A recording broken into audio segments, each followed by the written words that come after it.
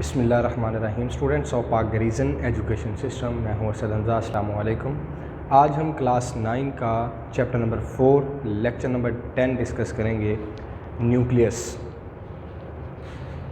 Nucleus जो है ये सबसे पहले डिस्कस किया था रॉबर्ट ब्राउन ने 1831 में। न्यूक्लियस एक मेम्ब्रेन बाउंड ऑर्गेनेलिज होती है, यानी कि इसके गिर्द एक मेम्ब्रेन होती है और ऑर्गेनेलिज हम कहते हैं ऐसे स्ट्रक्चर को जो कि सेल के अंदर मौजूद होते हैं और अपना बहुत ज़्यादा इम्पॉर्टेंट रोल अदा करते हैं सेल की फंक्शनिंग में। तो जो न्यूक्लियस है उसके अंदर मौजूद होता है जेनेटिक मटेरियल जिसे बोला जाता है डीएनए। ये हेरिडिटी मटेरियल है, वरासती मादा होता है जो कि वन जनरेशन से अदर जनरेशन के अंदर मुंतकिल किया जाता है।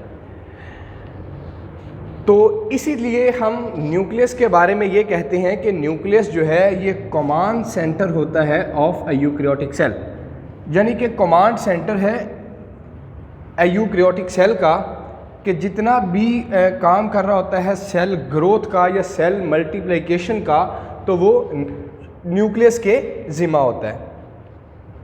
तो अगर हम बात करें यूकैरियोटिक सेल और प्रोकैरियोटिक सेल के बारे में, तो यूकैरियोटिक सेल जो है उसमें प्रोमिनेंट न्यूक्लियस मौजूद होता है, यानी कि न्यूक्लियस जो है ना वो वाज़े होता है और उस न्यूक्लियस के अंदर जो है हेरिडिटी मटेरियल मौजूद होता है जिसको हम डीएनए कहते हैं। यानी कि जो एनिमल सेल है उसके अंदर न्यूक्लियस के अंदर हेरिडिटी मटेरियल मौजूद होता है जिसको, जैसे कि एनिमल्स हैं, प्लांट्स हैं और ह्यूमन बीइंग्स हैं। लेकिन उसके एवज अगर हम बात करें प्रोकैरियोटिक सेल की, तो इसके अंदर प्रोमिनेंट न्यूक्लियस मौजूद नहीं होता।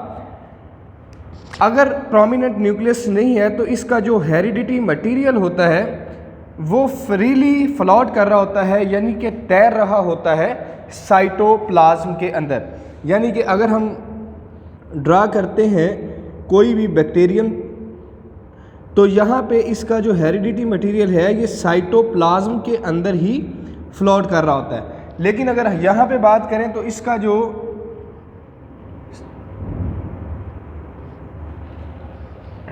जो हेरिडिटी मटेरियल है वो इनक्लोज होता है न्यूक्लियस के अंदर, और जो बैक्टीरिया वगैरह है उसका जो हेरिडिटी मटेरियल है वो फ्रीली फ्लोट कर रहा होता है साइटोप्लाज्म के अंदर।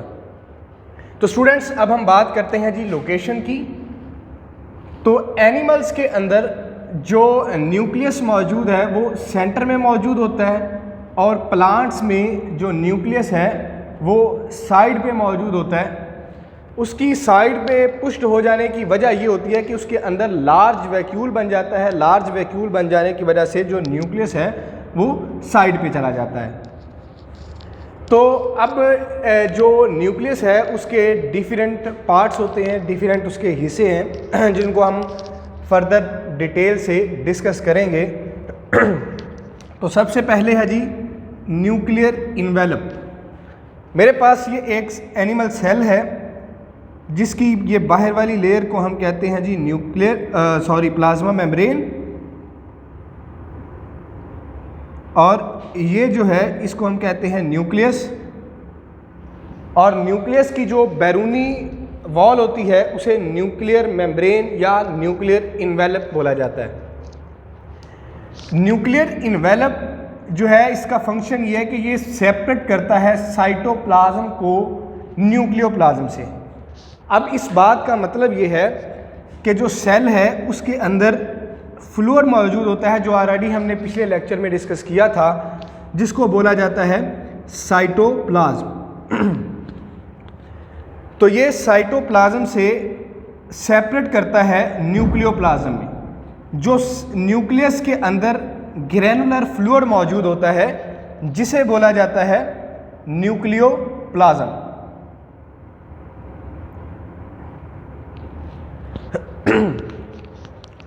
तो फर्स्ट हम ये कहेंगे कि जो न्यूक्लियर इन्वेलप है न्यूक्लियस के अंदर जो न्यूक्लियस जो है उसके ऊपर double bounded membrane organelles double membrane मौजूद होती है, जिसे कहा जाता है न्यूक्लियर इन्वेलप। यानी कि जो न्यूक्लियस होता है वो इनक्लोज होता है डबल मेम्ब्रेन के अंदर, जिसको बोला जाता है न्यूक्लियर इन्वेलप। इसका फंक्शन ये है कि इसने सेपरेट करना होता है साइटोप्लाज्म को न्यूक्लियोप्लाज्म से। इस मेम्ब्रेन के अंदर ही स्मॉल पोर्स मौजूद होते हैं, जिनको हम न्यूक्लियर पोर्स भी कहते हैं, जिनका काम ये है कि ये सेमी परमिएबल मेम्ब्रेन का काम करते हैं। सेमी परमिएबल मेम्ब्रेन ऑलरेडी हम सीख चुके हैं कि सेमी परमिएबल मेम्ब्रेन स्टूडेंट्स हम उसे कहते हैं कि जो कुछ मॉलिक्यूल्स को गुजरने की इजाज़त देते हैं और मेजॉरिटी ऑफ केमिकल्स जो है ना उसको इनसाइड ही रखते हैं। तो इसके अलावा इसका ये फंक्शन भी है कि ये मटेरियल को जो मटेरियल न्यूक्लियोप्लाज्म के अंदर मौजूद होता है या न्यूक्लियस के अंदर जो मटेरियल तैयार होता है, ये उस मटेरियल को ट्रांसफ़र भी करवाते हैं साइटोप्लाज्म के अंदर। तो स्टूडेंट्स फर्स्ट हम ये कहेंगे कि न्यूक्लियर इन्वेलप जो है ये डबल मेम्ब्रेन बाउंडेड होती है, और सेकेंडली हम ये कहते हैं कि ये सेपरेट करती है साइटोप्लाज्म को न्यूक्लियस से। इनके अंदर स्मॉल पोर्स मौजूद होते हैं जो सेमी परमिएबल मेम्ब्रेन के तौर पे काम करते हैं।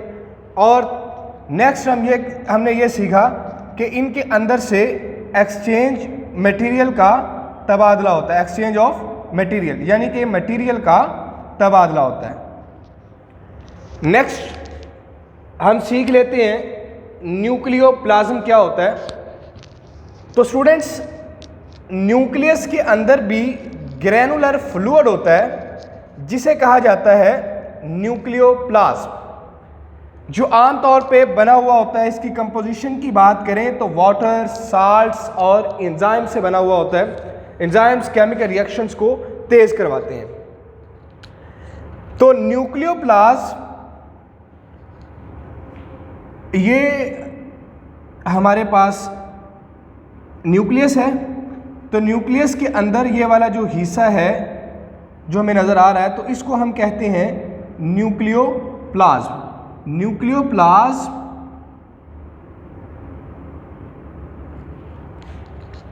ग्रैनुलर फ्लूइड है, दानेदार फ्लूइड है, जो कि अपने अंदर कंटेन करते हैं 2 न्यूक्लियाई और क्रोमोसोम्स। तो नेक्स्ट स्टूडेंट्स इसमें है न्यूक्लियोलस। न्यूक्लियोलस की अगर कंपोजिशन की बात करें तो ये राइबोसोम्स और प्रोटीन से मिलकर बनते हैं। इसमें मौजूद राइबोसोम्स और प्रोटीन्स होती है। अब न्यूक्लियोलस बेसिकली होता है क्या है कि ये एक सेल है, तो सेल में न्यूक्लियस को बाहर निकाल लिया। तो न्यूक्लियस के अंदर ही एक डार्क स्पॉट, गहरा धब्बा होता है, जिसके ऊपर कोई भी मेम्ब्रेन मौजूद नहीं होती। मेम्ब्रेन लेस होता है, मेम्ब्रेन मौजूद नहीं होती, लेकिन डार्क स्पॉट होता है जो कि राइबोसोमल आरएनए की तैयारी करते हैं। सिंथेसिस होती है यहाँ पे राइबोसोमल आरएनए की, और वहाँ से जो राइबोसोम्स बनते हैं वो असेंबल हो जाते हैं। तो राइबोसोम्स के बारे में स्टूडेंट्स हम जानते हैं कि ये टिनी पार्टिकल्स होते हैं, ग्रैनुलर पार्टिकल्स होते हैं, जिनका फंक्शन ये है कि इन्होंने सिंथेसिस करवानी होती है प्रोटीन की। और प्रोटीन जो है वो सेल के लिए बहुत ज़्यादा ज़रूरी होती है। और इसके अलावा जो न्यूक्लियस है उसके अंदर मौजूद होते हैं जी क्रोमाटिन। क्रोमाटिन जो है ये थ्रेड लाइक स्ट्रक्चर होते हैं, धागा नुमा साख्तें होती हैं, और जिस वक्त ये कंडेंस्ड हो जाती हैं तो कंडेंस्ड होने के बाद ये बना देती हैं जी क्रोमोसोम्स। क्रोमोसोम्स के बारे में जानते हैं कि ये हेरिडिटी मटेरियल है जो कि मिल के बनता है डीएनए और प्रोटीन से।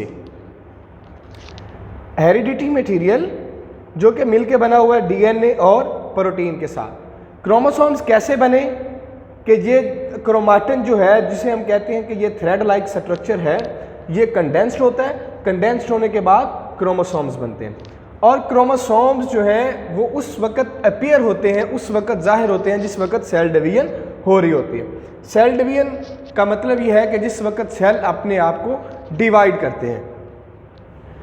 तो ये था स्टूडेंट्स आज का हमारा लेक्चर, जिसमें हमने ये देखा कि जो न्यूक्लियस है वो सेल में अपना क्या रोल अदा करता है। फर्स्टली मेम्ब्रेन बॉन्ड है, इसके अंदर मौजूद होता है जी जेनेटिक मटेरियल, हेरिडिटी मटेरियल, जो किसी भी नस्ल को आगे बढ़ाने के लिए इस्तेमाल किया जाता है। इसके बाद प्रोकैरियोटिक सेल और यूकैरियोटिक सेल में फ़र्क भी देखा हमने इसमें ही। लोकेशन की बात करें तो एनिमल के सेंटर में है और प्लांट्स के साइड पे मौजूद होता है, उसकी वजह ये भी बयान की कि उसमें वैक्यूल है। अब न्यूक्लियस के अंदर जो उसके डिफरेंट पार्ट थे उनको हमने फर्दर एक्सप्लेन किया, लाइक न्यूक्लियर इन्वेलप है। न्यूक्लियर इन्वेलप का फंक्शन क्या है कि जी वो साइटोप्लाज्म को सेपरेट करता है न्यूक्लियोप्लाज्म से। उसके अलावा ये membrane bond organelle membrane bond होती है, कंटेन करता है अपने अंदर स्मॉल पोर्स को। इसके अलावा जी दूसरा इसमें जो पार्ट है न्यूक्लियोप्लाज्म, जो कि हमने ऑलरेडी डिस्कस किया था कि न्यूक्लियर इन्वेलप के अंदर और न्यूक्लियस के अंदर ग्रैनुलर फ्लूइड होता है जो कि वाटर, सॉल्ट्स और एंजाइम्स पर मुश्तमिल होता है, उसे हम कहते हैं न्यूक्लियोप्लाज्म। और नेक्स्ट न्यूक्लियोलस, जो डार्क स्पॉट है जिसके गिर्द कोई भी मेम्ब्रेन मौजूद नहीं होती, यानी कि ये ऐसे मेम्ब्रेन के अंदर मौजूद नहीं है बल्कि ये आज़ादाना तौर पे ही मौजूद है, इसके गिर्द कोई भी मेम्ब्रेन नहीं है, इसलिए हम कहते हैं कि ये लेस मेम्ब्रेन है, डार्क स्पॉट है जिसका काम है कि इसने राइबोसोमल आरएनए बनाना होता है। तो इसमें राइबोसोम्स के बारे में भी देखा हमने। क्रोमाटिन्स थ्रेड लाइक स्ट्रक्चर है, हेरिडिटी मटेरियल होता है जो कि कंडेंस्ड होकर क्रोमोसोम्स बना लेता है। तो ये था स्टूडेंट्स आज का हमारा लेक्चर, और अक्सर लॉन्ग क्वेश्चन आता है ये पेपर्स में, तो उम्मीद है कि आप लेक्चर को तैयार करेंगे और मुस्तफ़ीद भी हुए होंगे। अस्सलामु अलैकुम।